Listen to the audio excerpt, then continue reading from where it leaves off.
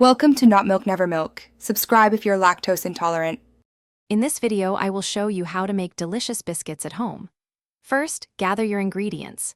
You'll need 2 cups of all-purpose flour, 8 tablespoons of very cold butter, 1 cup of cold buttermilk, a tablespoon of baking powder, and a half teaspoon of salt.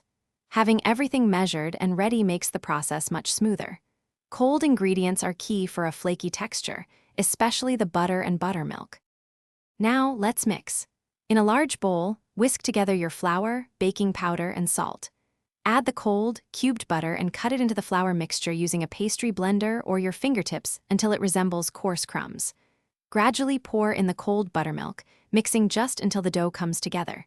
Avoid overmixing. Turn the dough onto a lightly floured surface and gently pat or roll it to about 3/4 of an inch thick. Preheat your oven to 425 degrees Fahrenheit. Using a 2-inch round biscuit cutter, cut out your biscuits. Try to avoid twisting the cutter, as this can seal the edges and prevent a good rise.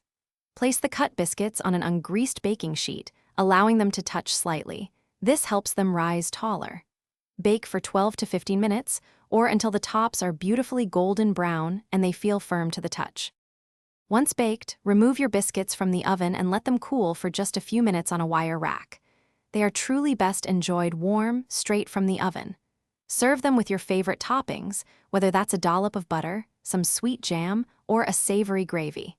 If you have any leftovers, store them in an airtight container at room temperature for a day or 2. Reheat gently in the oven for that fresh baked taste.